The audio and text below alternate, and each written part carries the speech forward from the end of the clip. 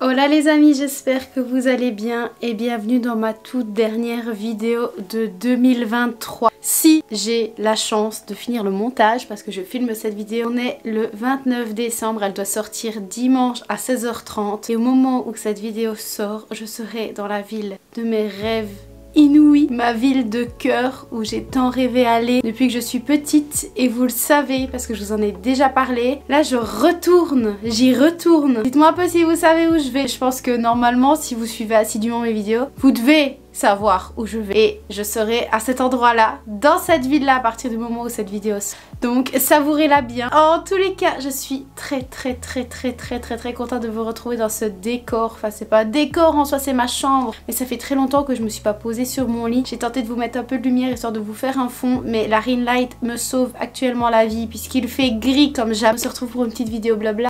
Évidemment on se retrouve pour une petite vidéo blabla que je fais chaque année, c'est mon récap de mon année. Et bienvenue pour mon année 2023.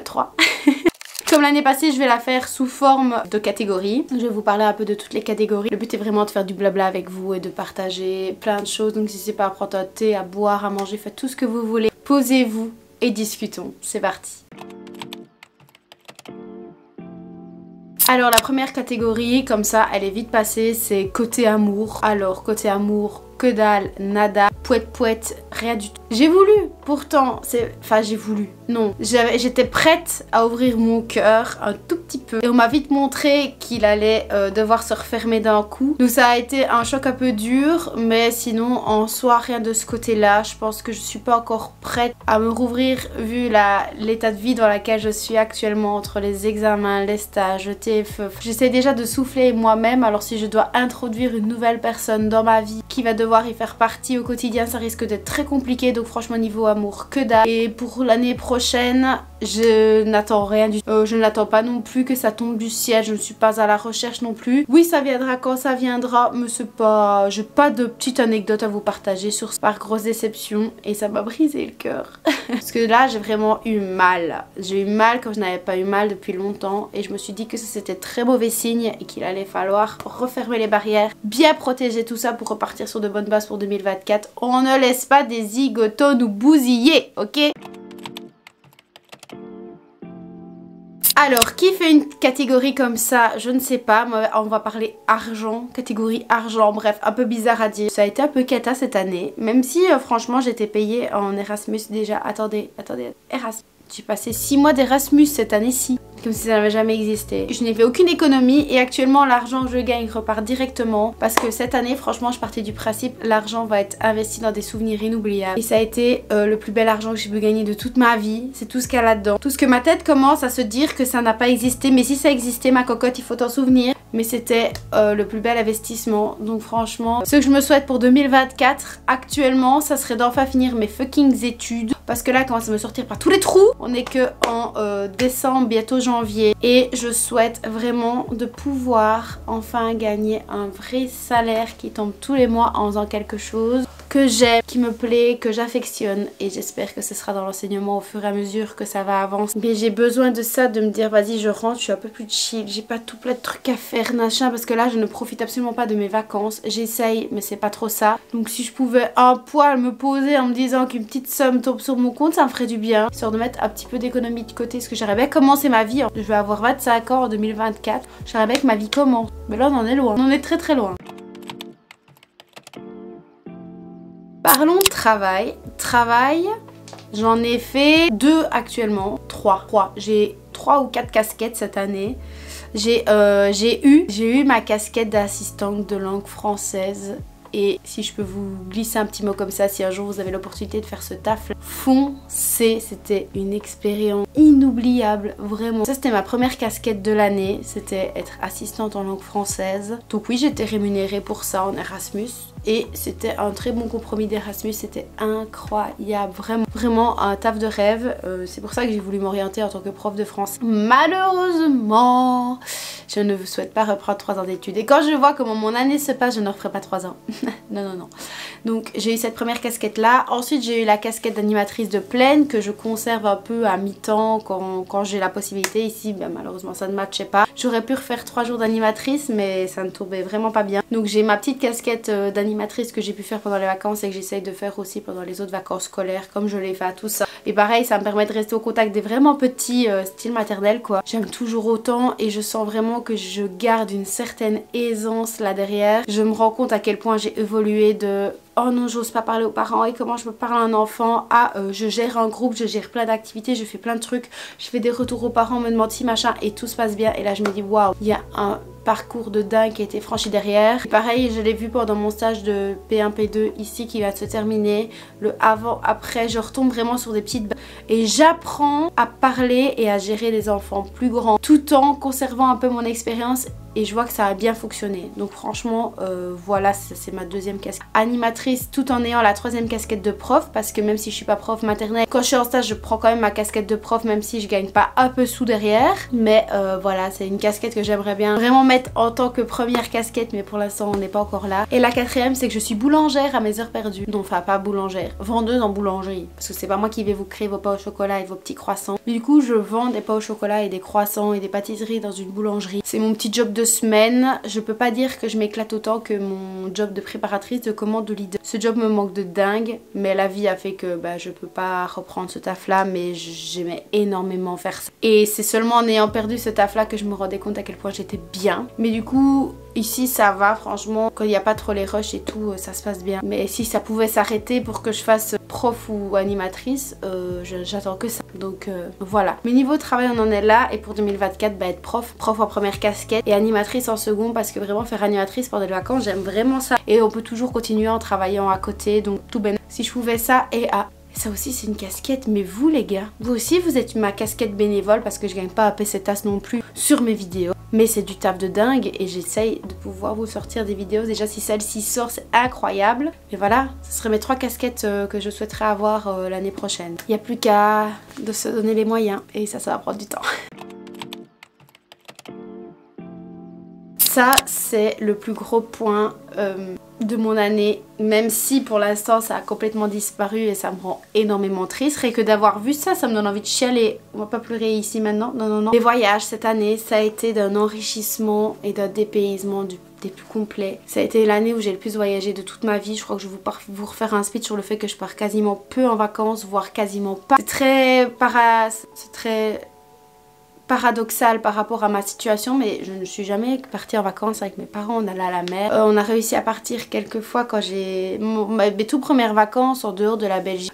Officiellement de moi-même c'était en Grèce en 2018 ou 2010, j'avais seulement 19 ans donc c'est pour vous dire. Et c'est souvent après que je faisais un voyage par année, puis après j'ai eu mon année Erasmus et là j'ai pété mon quota et c'était la plus belle expérience de toute ma vie. Vraiment, ceux qui disent ne pas avoir d'économie de côté et utiliser cet argent là pour se faire des souvenirs en voyage, je suis entièrement d'accord avec vous. Déjà ça m'a ancré que je ne veux pas faire ma vie ici. Flemme, on est un 29 décembre, il fait noir comme jamais, j'ai ma ring light à fond de balle qui me crève les yeux pour que vous puissiez me voir un peu très blanche parce que j'ai extrêmement blanchi, mais en dehors de ça pour que vous me voyez un minimum.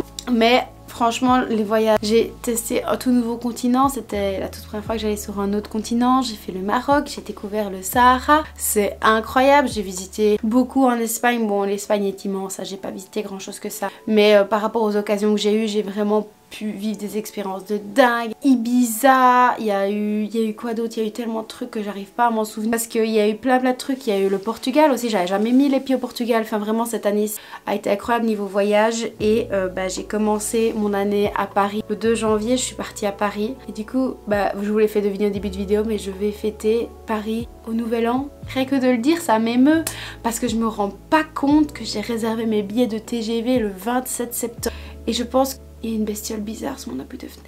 Mais j'ai pas mes lunettes pour voir si c'est une araignée. Attendez, faut que je règle ça parce que je peux pas.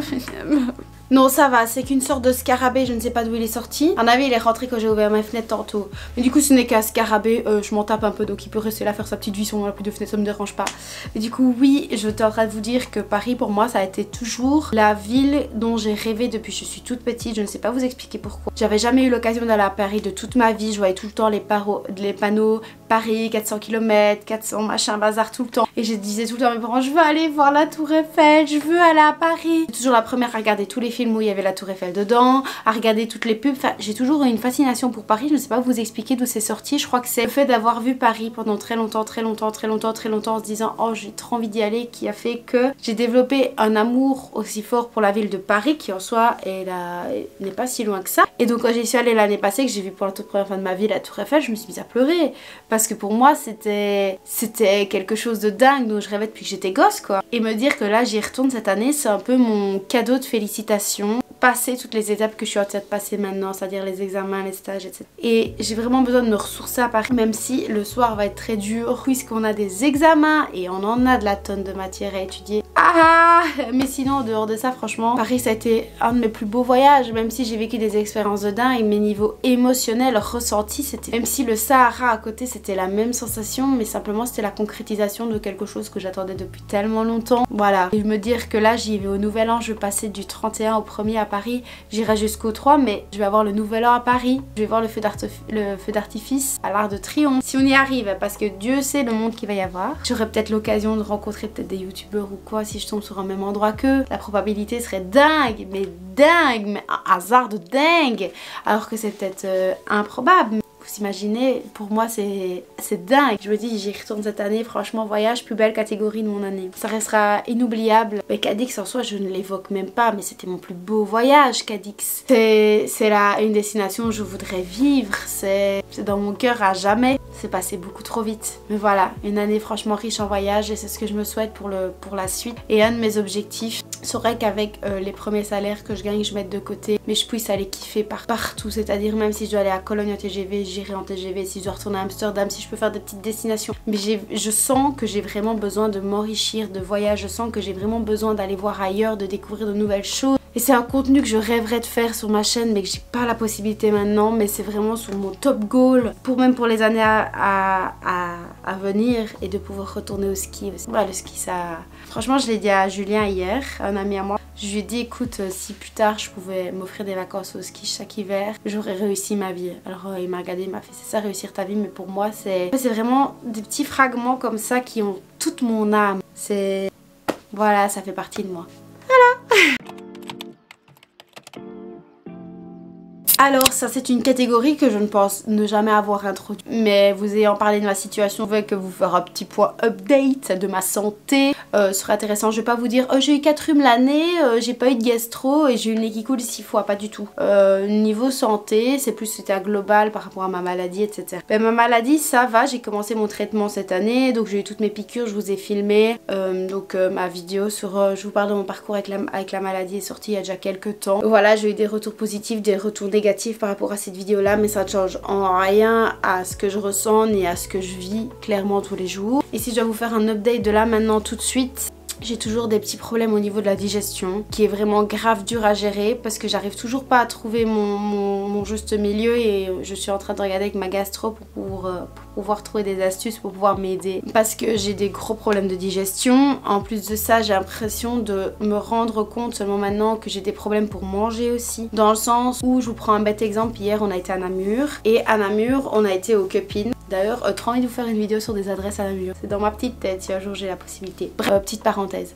Et du coup, on a été au Cupin et donc j'ai pris un cupcake, j'ai pris un café. Et franchement, j'ai mangé la moitié du cupcake que j'étais déjà écœurée. Pas que c'était pas bon, il était lourd, mais en temps normal, j'aurais été capable de manger beaucoup plus. Et là, je sentais déjà que mon estomac, j'avais pas mangé grand chose de la journée, mais je sentais déjà que mon estomac était genre en mode tu n'en mangeras pas. Et le café était un peu fort, mais des fois j'ai l'habitude de me faire des cafés en douce de cheval sans faire exprès. Donc le café fort, j'ai l'habitude. Et déjà, ça me brûle un peu l'estomac de temps en temps. J'ai des petites brûlures d'estomac, mais en soi ça va. Et là, je me suis vraiment rendu compte que j'ai bu à peine la moitié de mon café, j'ai mangé la moitié de mon muffin. Et c'est Julien qui a fini mon café qui m'a dit putain il est grave dosé. Et je me suis dit écoute là c'est bizarre, j'ai mal au bide alors que en temps normal bah, j'ai pas faim. Et je me rends compte qu'il y a plein de petites choses comme ça qui arrivent de plus en plus, où je me rends compte que je peux manger de moins en moins, où j'ai plus facilement mal au ventre, donc il va falloir que je trouve un petit peu qu'est-ce qui quoi quand. Sinon au niveau du traitement je suis repassée à l'hôpital que je vous l'avais dit dans la vidéo aussi sur ma maladie. Ça se passe bien, on fait mes petites piqûres, on fait mes prises de sang, on fait tout en même temps donc ça se passe bien. J'ai des rendez-vous tous les 2 mois avec ma gastro pour faire un topo, donc il y a toujours une piqûre, rendez-vous gastro pour faire les papiers et machin, et un rendez-vous où tous les papiers sont prêts. Donc en soi ça va, je suis toujours bien suivie. Par contre au niveau de mon dos ça ne va vraiment pas du tout. Je crois que vous avez déjà parlé que j'ai des grosses douleurs de dos, mais quand je reste debout une demi-heure, 40 minutes, j'ai tout mon dos qui se bloque. Ça commence tout le bas du dos et ça commence à monter dans la colonne vertébrale. Donc j'ai déjà été voir un rhumatologue par rapport à ça.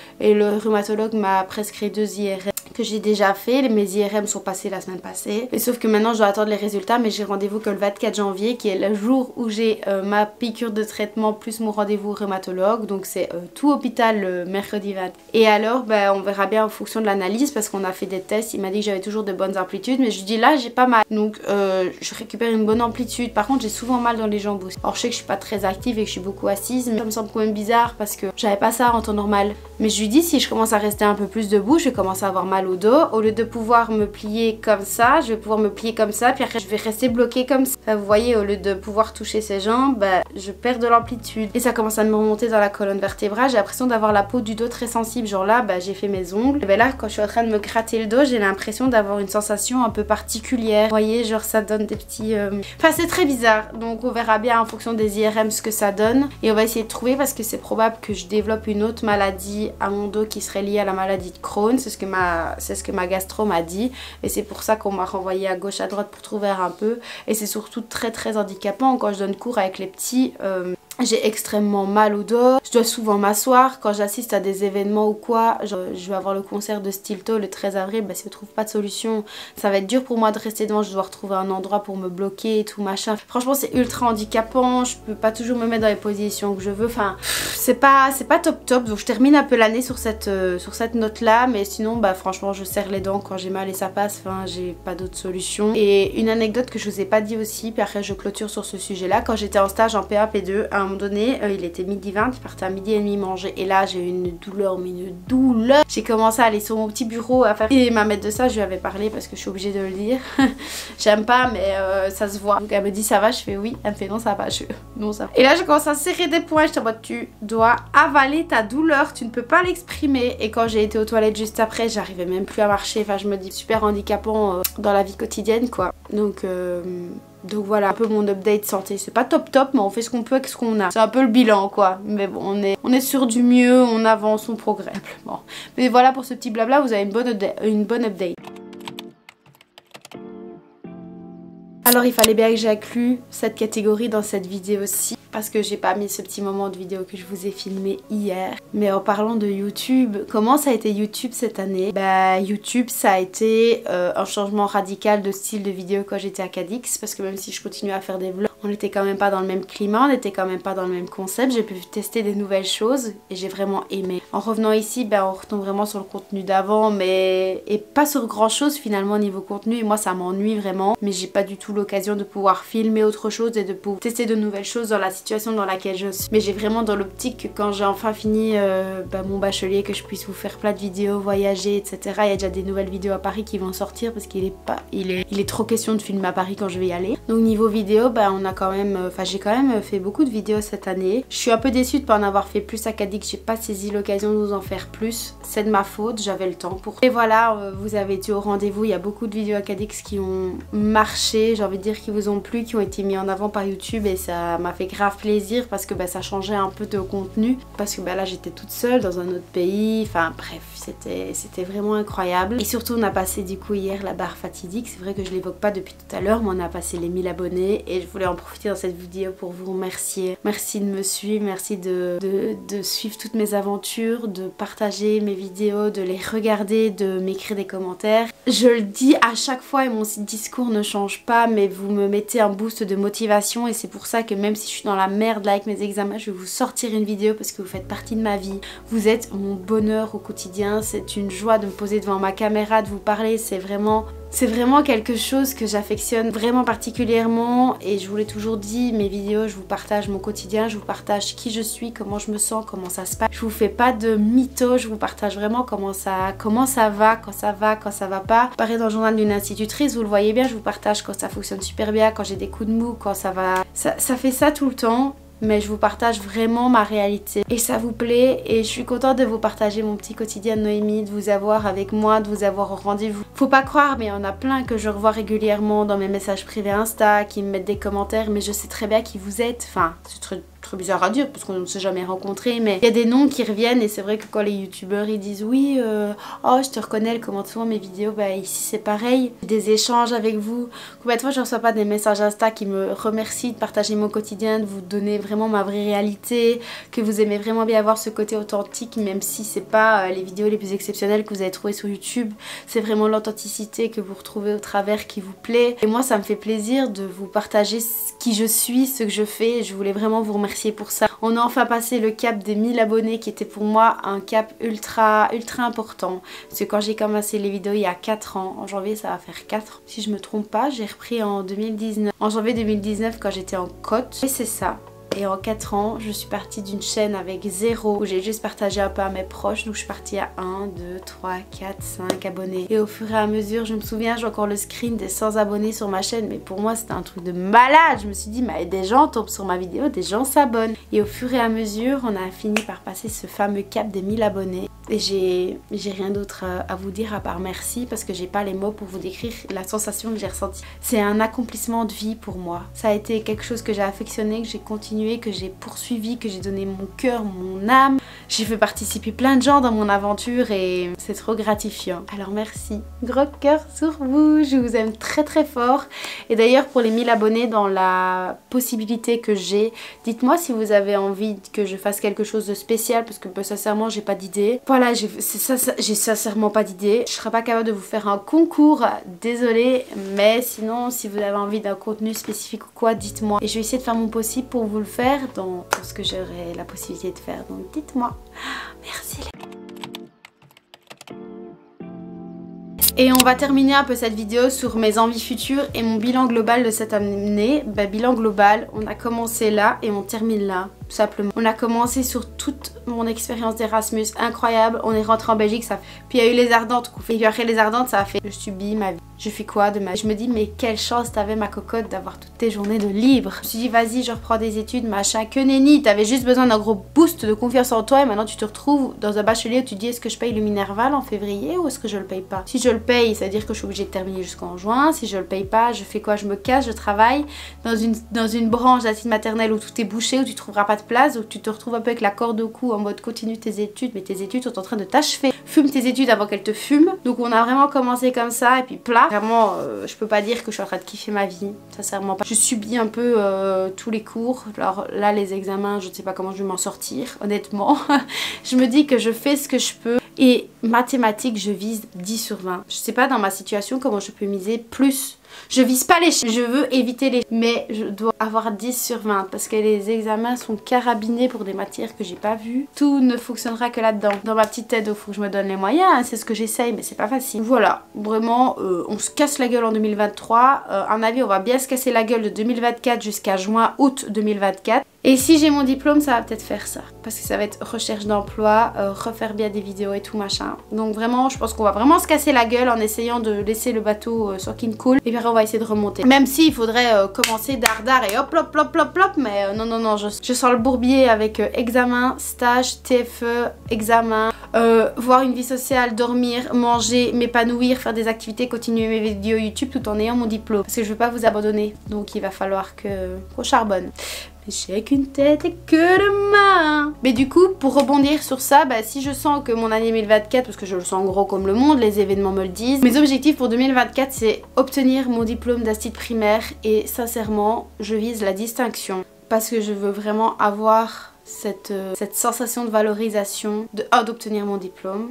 Avec toutes les galères qu'on est en train d'enchaîner. Et de 2, de décrocher une distinction, ça serait incroyable. Donc je vise vraiment ça. Je vise vraiment une distinction. C'est pour ça que je me donne... J'essaye de donner à fond tout ce que je peux pour que si j'ai des mauvais points en maths, que vraiment tout le reste relève. J'essaie vraiment de compenser. Je vise vraiment une distinction. Je vise aussi pouvoir trouver un taf et obtenir mon vrai premier salaire en tant qu'astite et pouvoir aussi continuer à faire des vidéos mais en retrouvant un montage qui me plaît parce que j'ai plus le temps de me concentrer à fond de balle sur le montage à contre-cœur, mais je peux pas faire autrement. Faire du montage ça prend une plombe énorme dans un temps que je n'ai pas. où j'essaie de vous faire quand même des vidéos de qualité avec les possibilités de bord. Et j'aimerais bien pouvoir du coup persévérer dans les vidéos.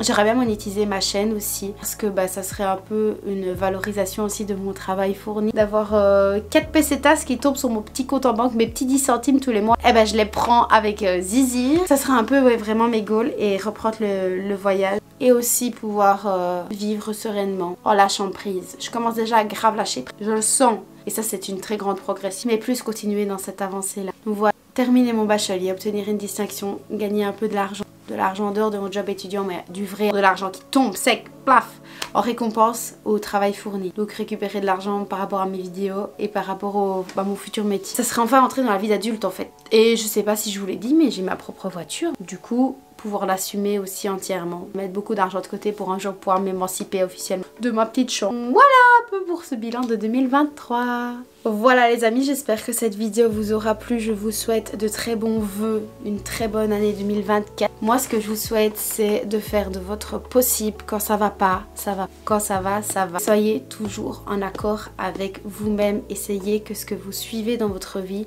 suive vos valeurs et vos envies. Essayez de vous épanouir dans ce que vous faites tout en restant dans la limite du possible.